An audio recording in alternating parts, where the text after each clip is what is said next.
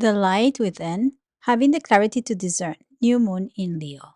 Me. So the other day during this session I was having with Mark, I was telling the story that reminds me of my mother. But it reminds me more about how I relate to myself through others. And I have a Leo ruling my seventh house. What does that mean? I spoke last week about relationships. So, relationships are ruled by the sign that is on the descendant. So, the way I relate to others, in a very Leo way, it's all about my self validation. It's about shining in the relationship, or as my mom will say, me, or in Spanish, yo. I think she was probably the first person, along with my father, that witnessed that my relationships were very self centered. And as I said last article, I use the surface of a relationship, something, a person, or a thing to reflect and to project an image that I want to see. So I can integrate a part of myself that is on the other side. And once it is integrated, that's the goal. But sometimes, still, even knowing all this, I would project something that I feel is lacking or that I have in excess. Like, for instance, I'm very critical about something, and then I just realize after a while that, oh boy, I'm just speaking about the same feature, but I have it, but I have not integrated. That's why I see it in the other. Anyway, let's go back to 2004, probably 2003, 4. I had started doing a lot of meditation and I had found teachers. And I was in this joy trip like, wow, silencing my mind is something I didn't even know you could do. So I was enjoying it.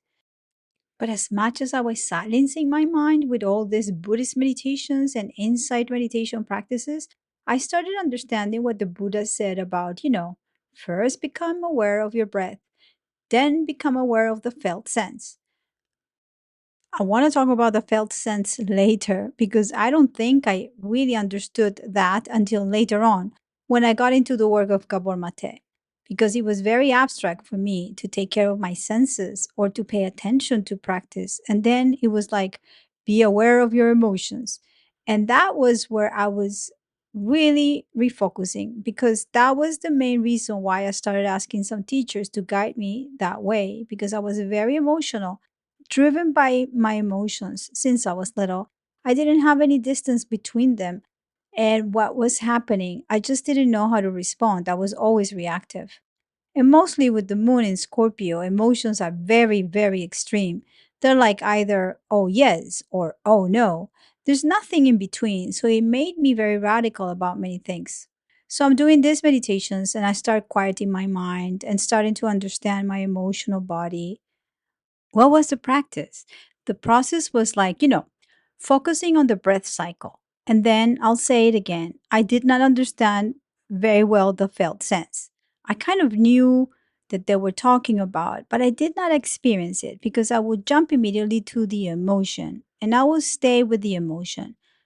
But I will label it like anger. This is the way it feels to be angry. That was it.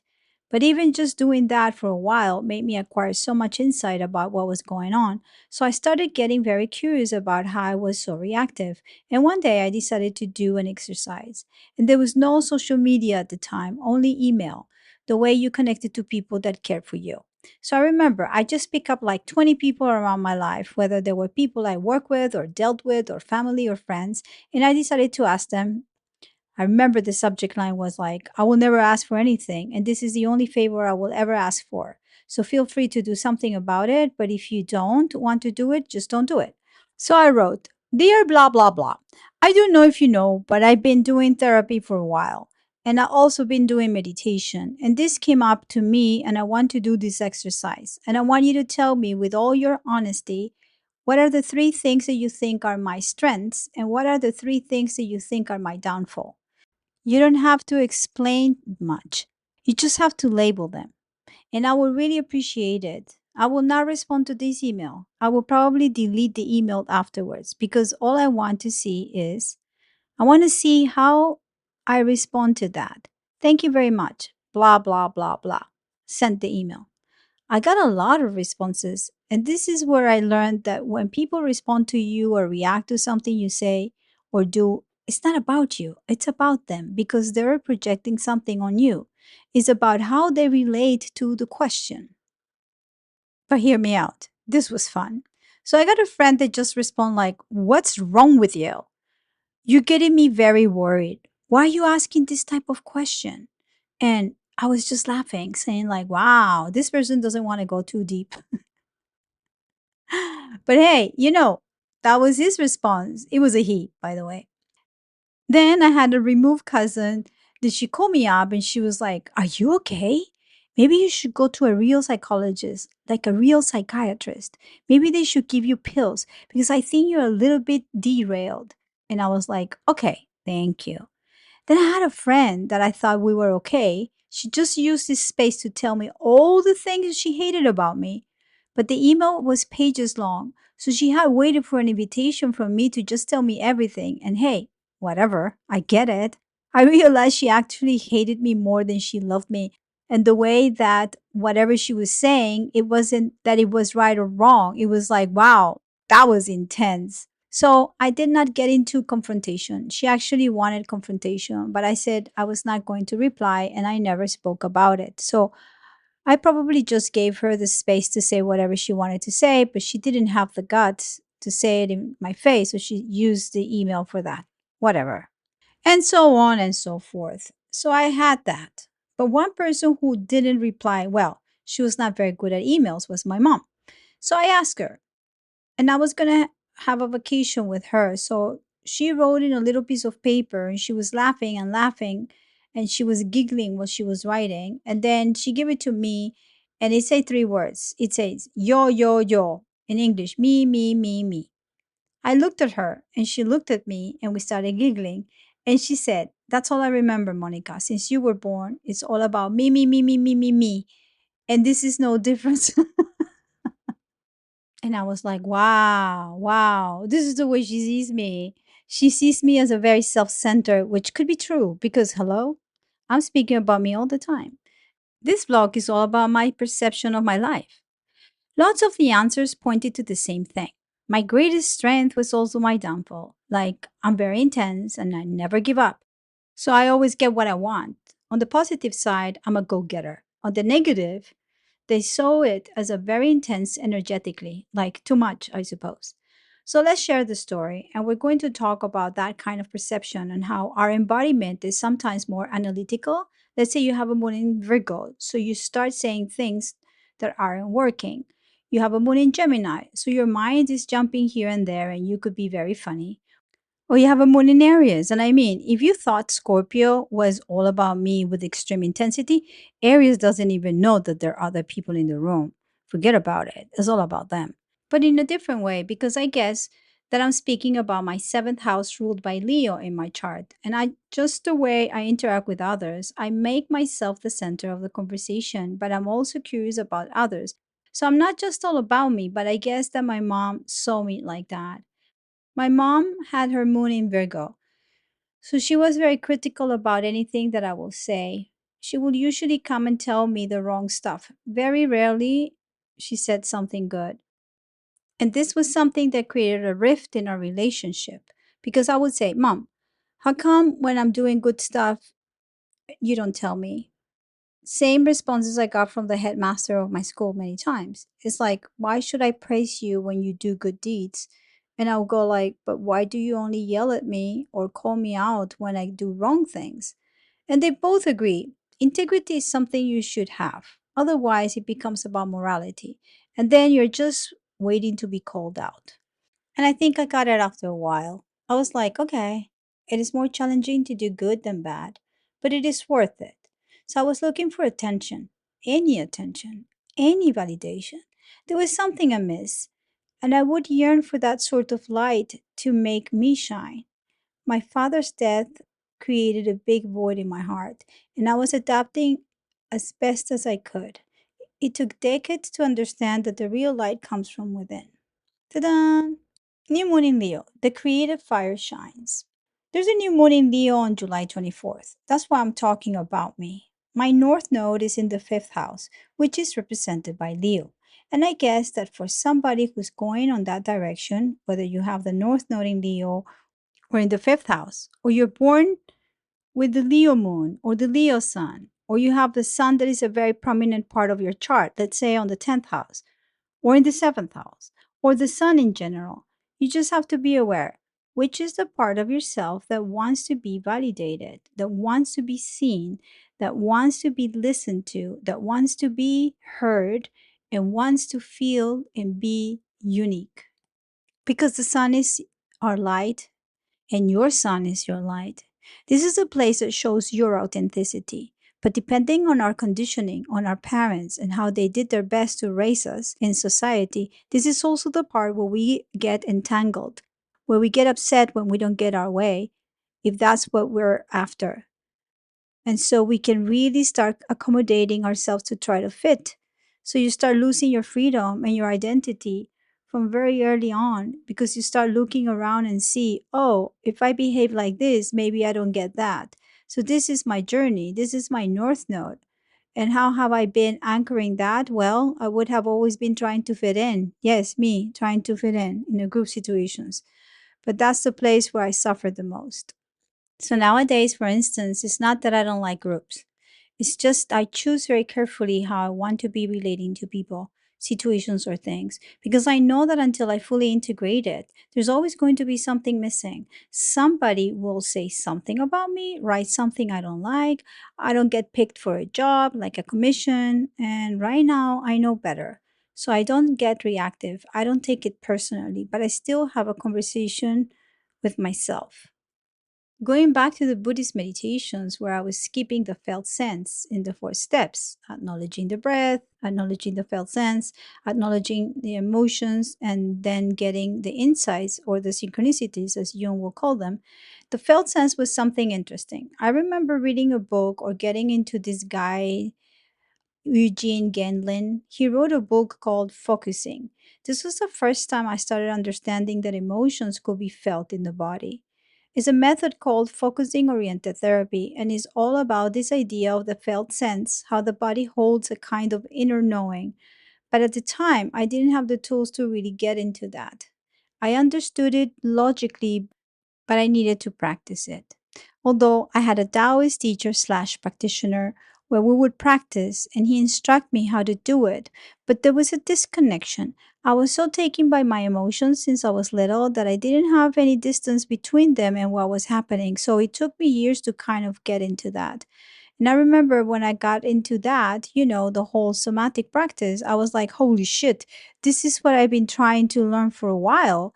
But it was in my head. My head was racing. That's why I was talking about last week. I was not embodying anything. I was just thinking, thinking, thinking, and labeling things and feeling upset and angry. I was always very angry about not getting what I wanted because I was trying so hard. But then I was not allowing the emotions to be in the body.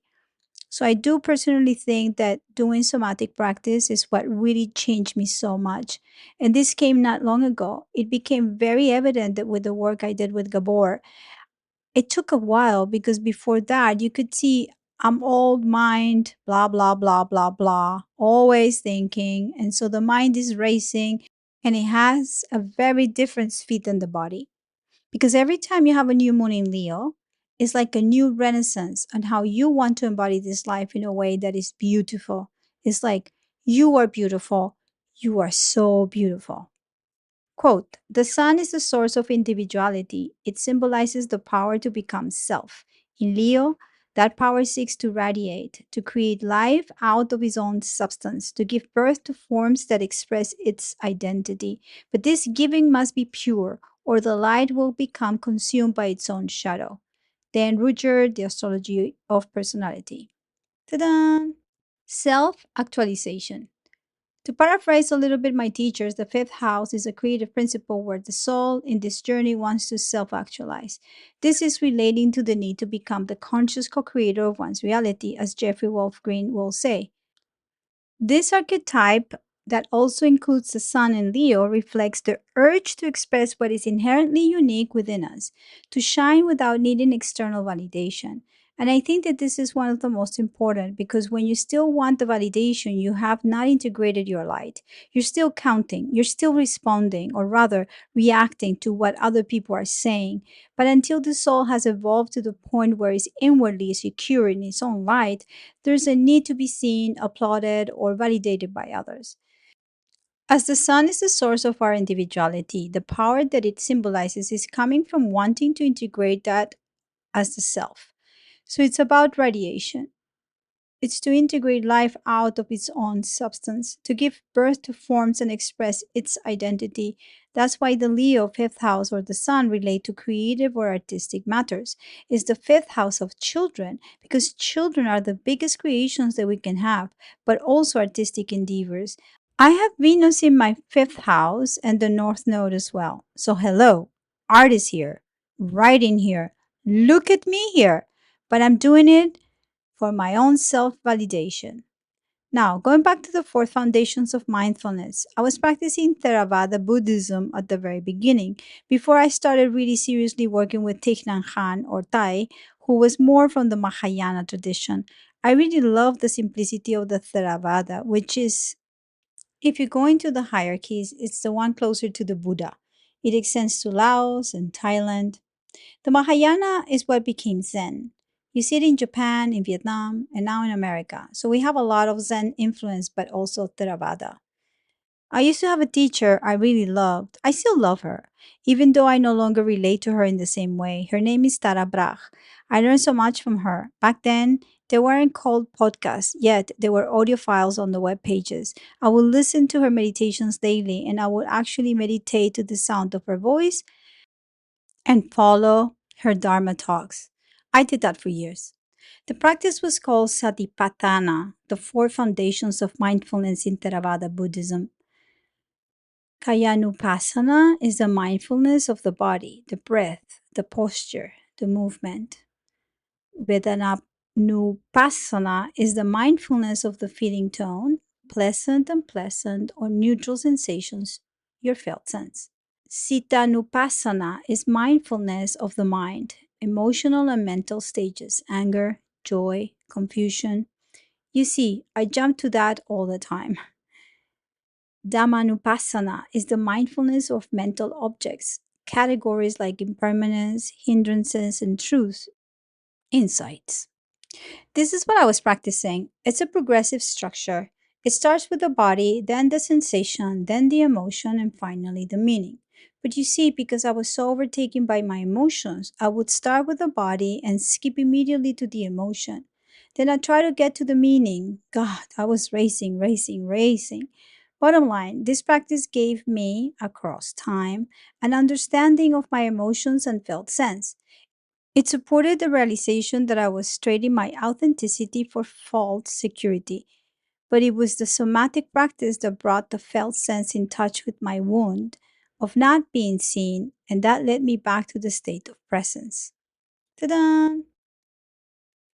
How to discern and see clearly? If you're still caught up with the narratives that are fed into your brain and you allow them to become your life, it is very unlikely that you can discern your perception of reality from what is being told. The question is, how do you discern? How do you see clearly?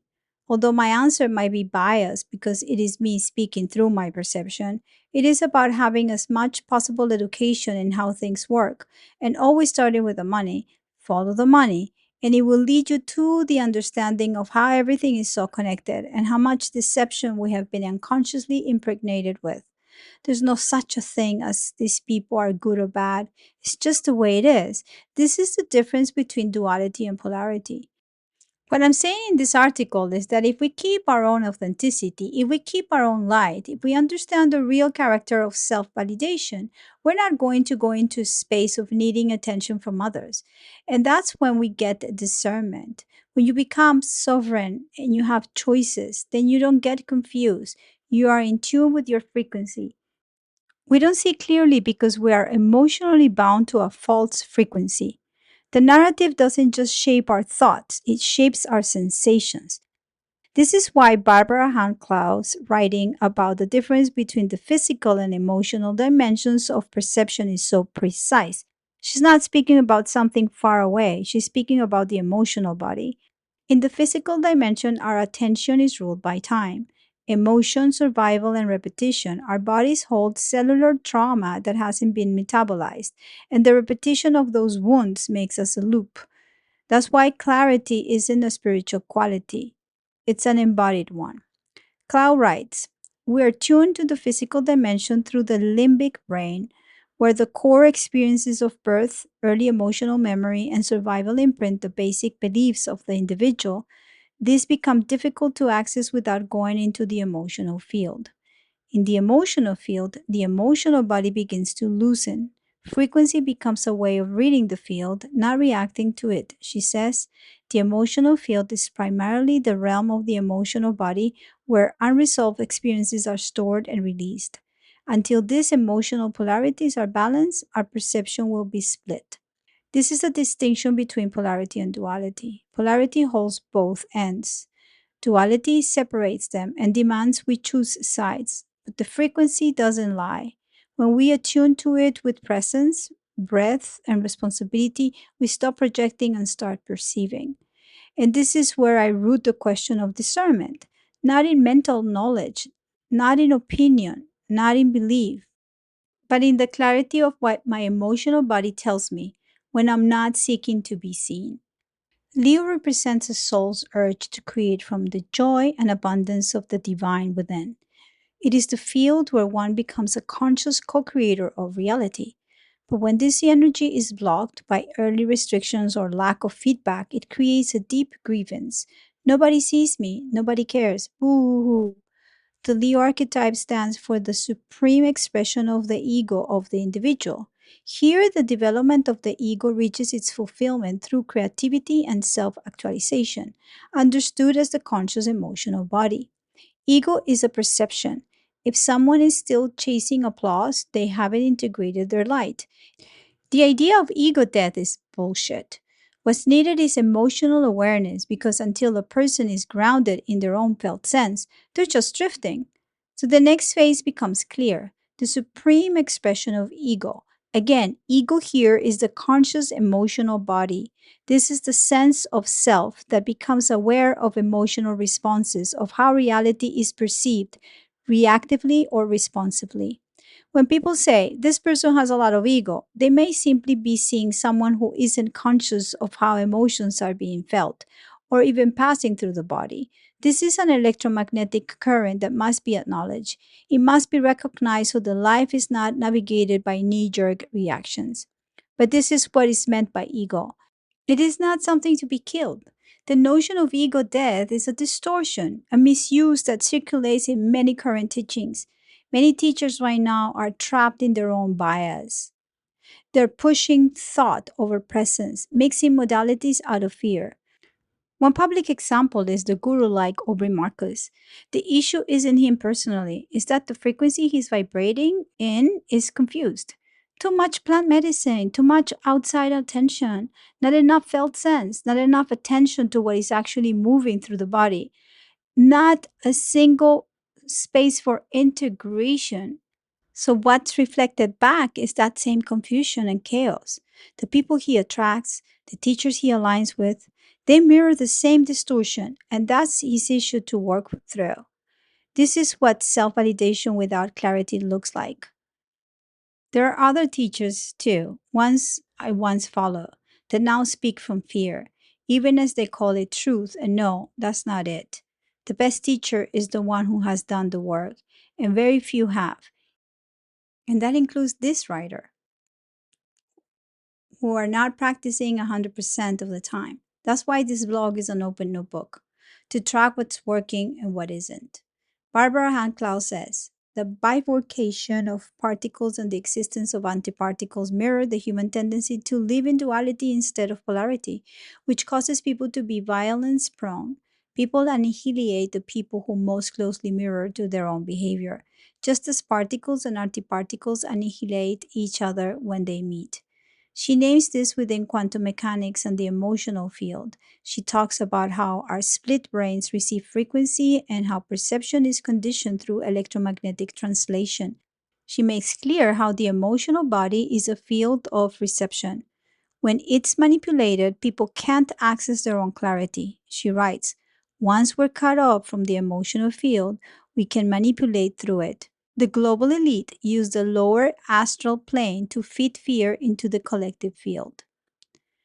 I brought this up to clarify something important. The emotional body holds memory. This is what Mark Jones also writes about when he says, this leaves a residual post traumatic stress that can be carried over from prior life without even having a significant current life trauma to trigger it.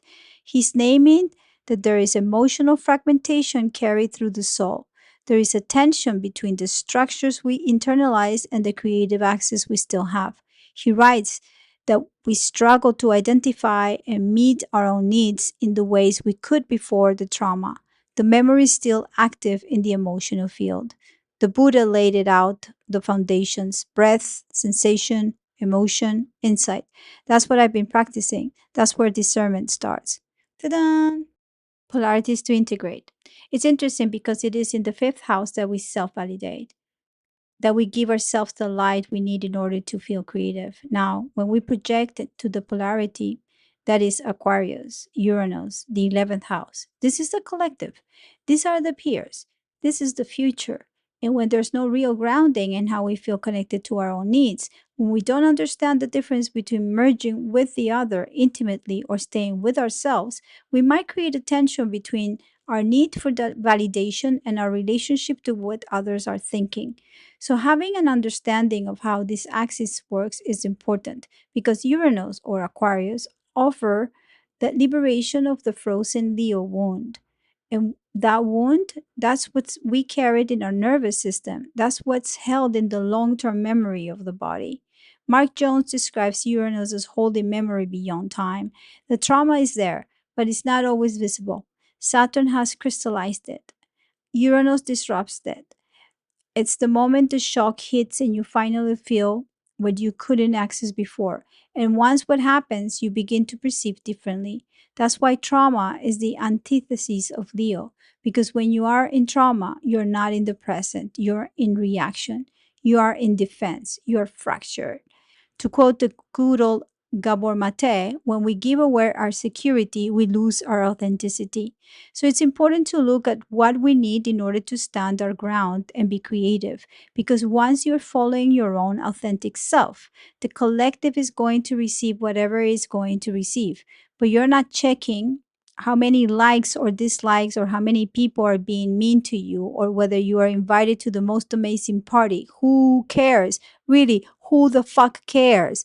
When you're truly in your fifth house, when you're in Leo, in your own sun, you don't need other people's light to be lit.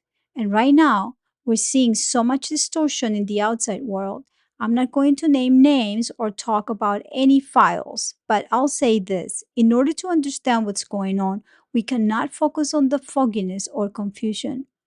We have to zoom out, become more Uranian, step into observation because there are so many threads connecting. But the most important one is this: your emotional body is deeply connected to the collective emotional field.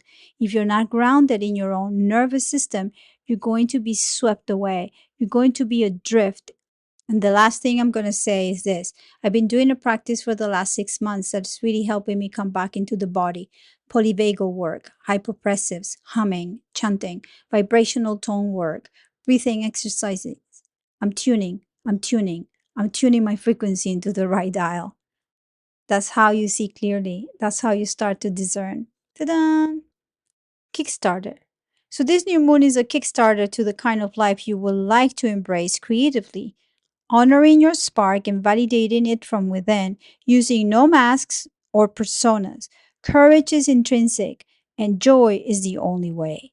The new moon opposes Pluto in Aquarius and squares Chiron in late Aries in its own planetary south node. Keywords: courage to take space needed to be authentic, by allowing the transformation to emerge from the confrontation of all ways that must give into the abundant, plentiful experience of Mother Earth. Rejoice, Earthlings! All dimensions are part of this beautiful physical experience if we give space to the electromagnetic fields of instincts and emotion to then embody the architecture of what we most value: creation. There's a list of footnotes that I'm not going to read. Have a great week. Happy new moon in Leo.